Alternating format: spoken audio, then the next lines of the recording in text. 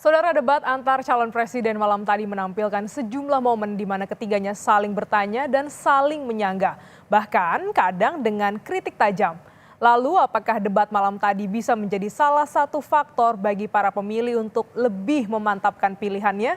Kita bahas siang ini bersama dengan Direktur Eksekutif Parameter Politik, Adi Praitno. Selamat siang, Mas Adi. Selamat siang, Mbak. Ya, debat kemarin sudah berlangsung begitu ya. Apa saja yang Anda garis bawahi dalam debat perdana kurang lebih selama 2 jam ini? Saya kira overall semua calon itu sudah mengekspos semua visi misi, semua diskursus politik yang selama ini memang benar-benar ditunggu oleh publik ya. Kalau kita membaca secara umum kan visi misi yang sudah didaftarkan di KPU itu kan tidak bisa disampaikan secara terbuka. Semalam itu semacam rangkuman singkat dari visi misinya Anies, Ganjar, dan Prabowo Subianto terkait apa saja yang akan mereka lakukan terkait dengan isu-isu strategis tentang demokrasi, tentang HAM, tentang pemerintahan, dan seterusnya, dan seterusnya. Itu yang paling tampak.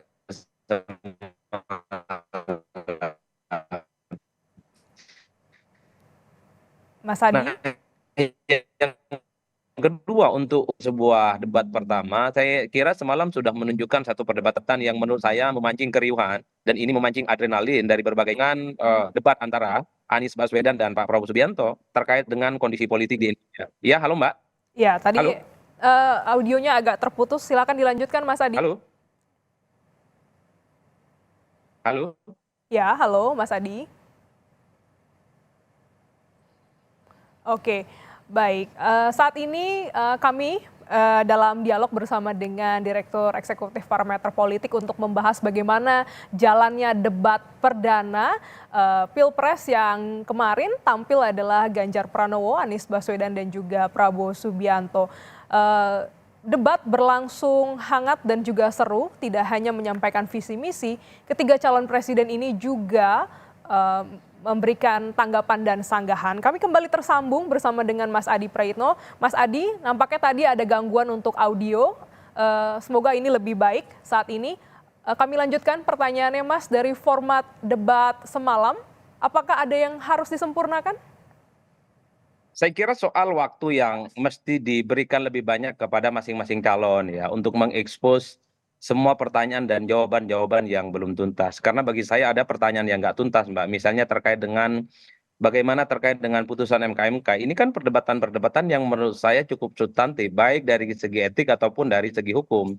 Cuman karena perdebatannya 3 sampai 4 menit, jadi tidak tuntas dan tidak kelima.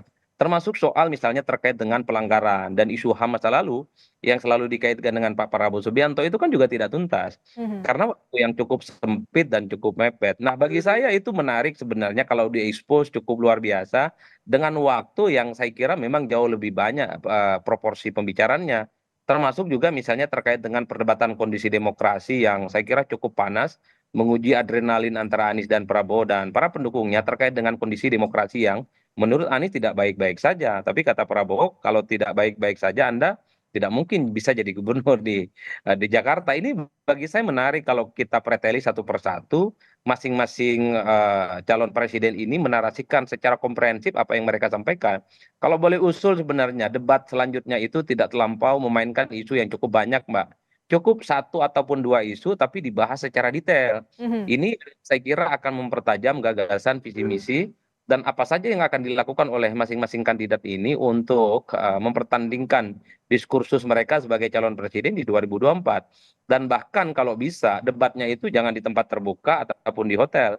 Ada satu ruangan yang sengaja disiapkan oleh KPU misalnya ukurannya 4x4 ataupun 5x5 yang isinya cuma antar pasal calon dan moderator.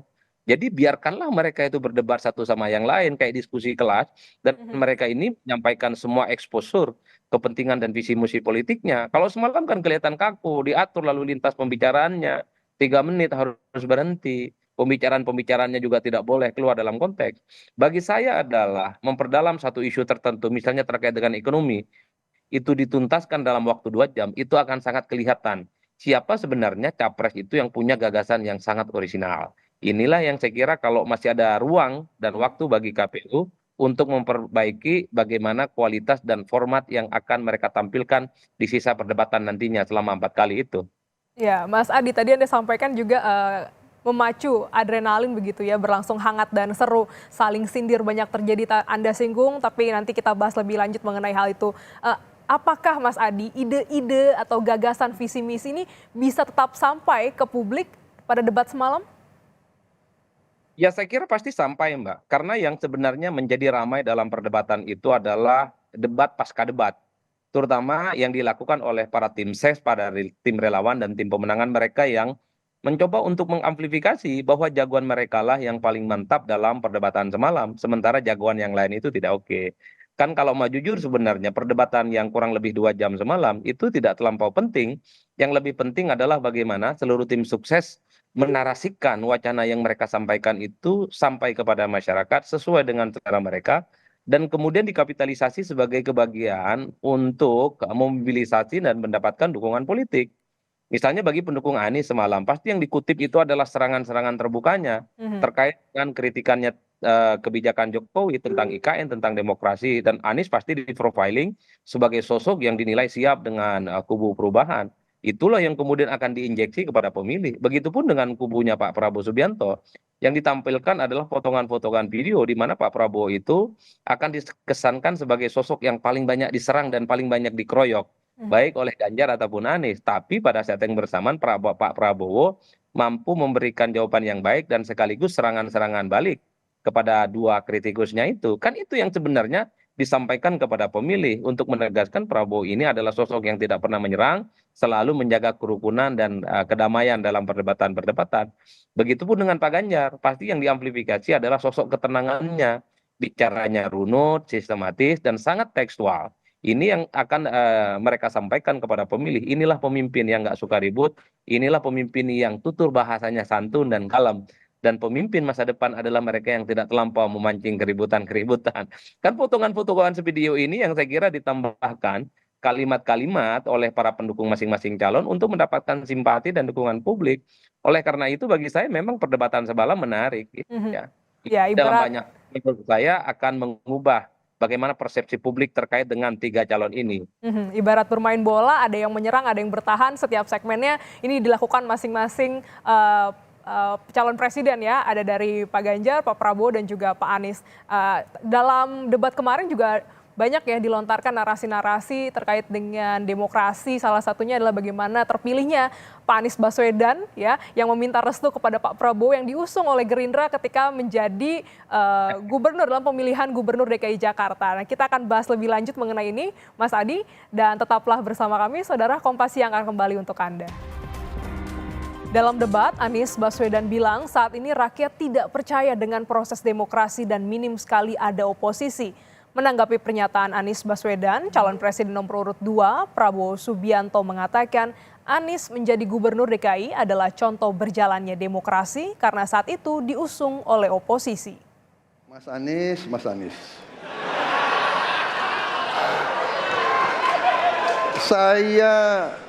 Saya berpendapat Mas Anies ini agak berlebihan.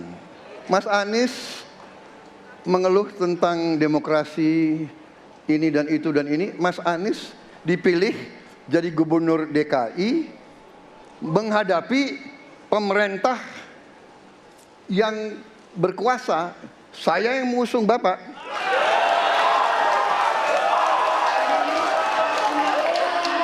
Kalau demokrasi kita tidak berjalan, tidak mungkin Anda jadi gubernur.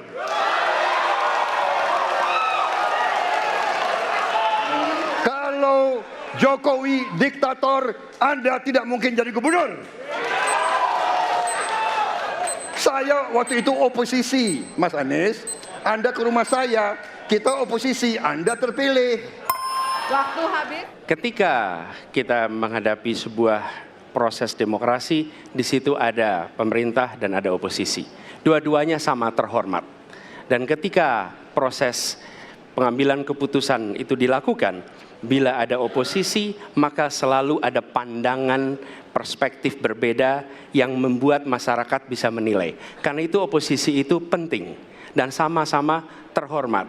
Sayangnya tidak semua orang tahan untuk berada menjadi oposisi. Okay? seperti sampaikan Pak Prabowo tidak tahan untuk menjadi oposisi. Apa yang terjadi? Beliau sendiri menyampaikan bahwa tidak berada dalam kekuasaan membuat tidak bisa berbisnis, tidak bisa berusaha. Karena itu harus berada dalam kekuasaan. Kekuasaan lebih dari soal bisnis, kekuasaan lebih dari soal uang, kekuasaan soal kehormatan untuk menjalankan kedaulatan rakyat. Saat ditanya oleh calon presiden nomor urut 3, Ganjar Pranowo mengenai masalah pembangunan IKN, Anies Baswedan memberikan tanggapannya yang menyatakan agar jika ada masalah di Jakarta, maka jangan ditinggalkan, tetapi harus diselesaikan. Kalau ada masalah jangan ditinggalkan, diselesaikan. Itu filosofi nomor 1.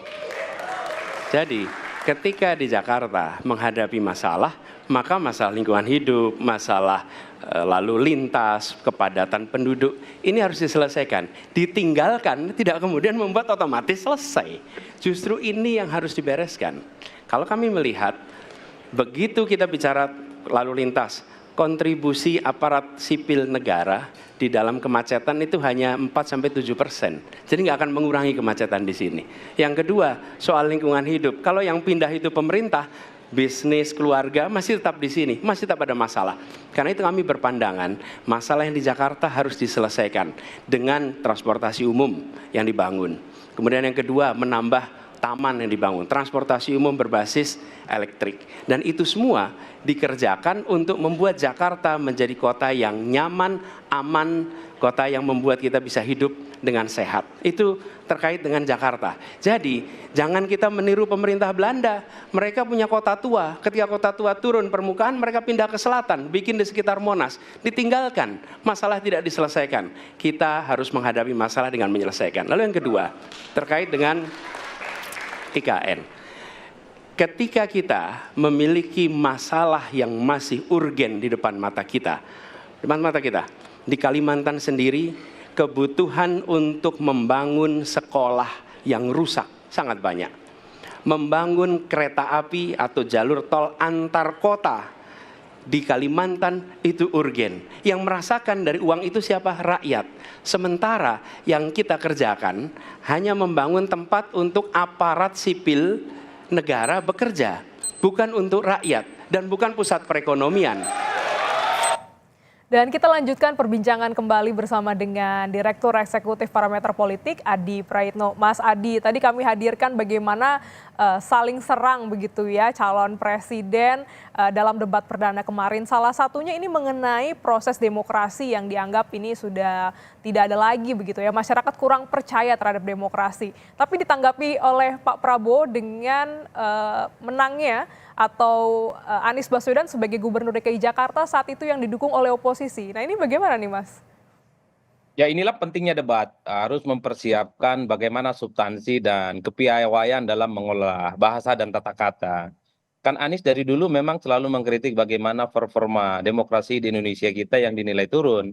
Yang dibicarakan Anies itu adalah potret dan proses demokrasi secara umum.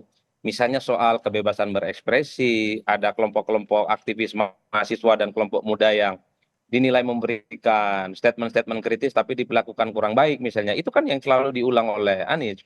Tapi bagi Prabowo Subianto, Anies itu jangan mengeneralisasi persoalan-persoalan tentang demokrasi. Karena Anies bisa sampai hari ini termasuk jadi gubernur di DKI Jakarta adalah melalui proses-proses demokrasi yang cukup terbuka. Dan bahkan kalau Jokowi katanya dianggap diktator, Anies nggak mungkin jadi gubernur di Jakarta. Ini kan sebenarnya bagian dari silat lidah, ini bagian dari perang terbuka antara Anies dan Prabowo Subianto. Tapi satu hal poinnya, ini kan mengkonfirmasi bahwa Anies itu adalah kubu perubahan yang selama ini mengkritik bagaimana indeks demokrasi kita di Indonesia itu tidak baik-baik saja, tapi dalam konteks kebebasan menyatakan pendapat, terutama kelompok-kelompok aktivis yang seringkali mendapatkan gangguan.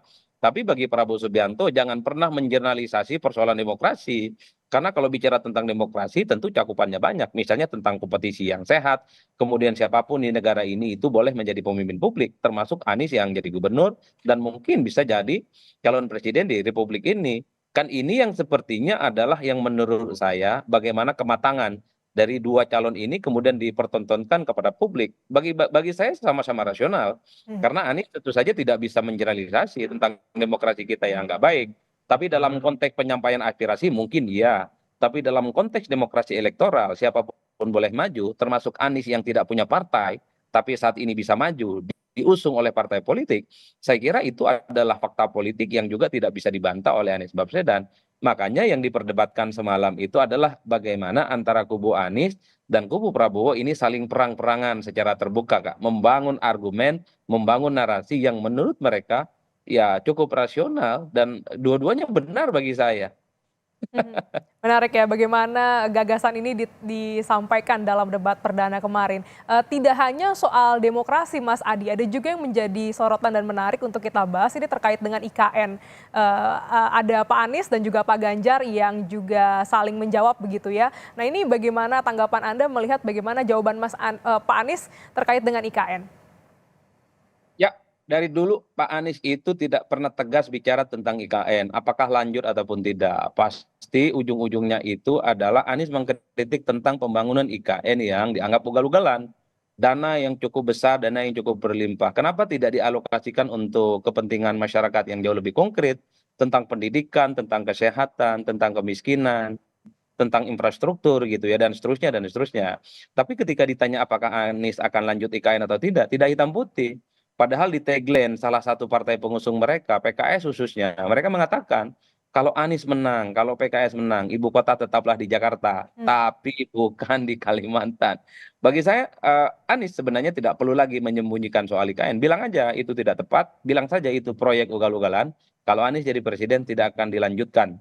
Ini yang saya kira bagi saya ada dua hal yang harus dilihat. Pertama, sepertinya Anies tidak menyampaikan ini secara terbuka karena hati-hati betul takut dianggap melukai teman-teman di Kalimantan dan takut tidak mendapatkan dukungan politik yang cukup luar biasa karena dianggap menghambat dan bahkan menolak pembangunan IKN di situ. Tapi pada saat yang bersamaan dengan cara menolak IKN inilah sebenarnya Anies akan mengakumulasi dari kelompok-kelompok kritis, kelompok-kelompok yang selama ini kecewa dengan Jokowi, salah satu kebijakannya yang kemudian memindahkan ibu kota dari Jakarta ke Nusantara di Kalimantan sana, Mbak. Mhm. Jadi ini saya kira memang kalau bicara tentang IKN sampai kapanpun Anies itu tidak akan tegas, tidak akan hitam dan putih karena untuk menyelamatkan elektoralnya, terutama di basis-basisnya di Kalimantan sana. Tapi pada saat yang bersamaan kalau mau jujur, para pendukung yang lain ya Anies ini sebenarnya menolak betul soal IKN yang dianggap tidak betul, proyek ambisius dan dianggap tidak terlampau realistis karena membebani anggaran yang cukup luar biasa.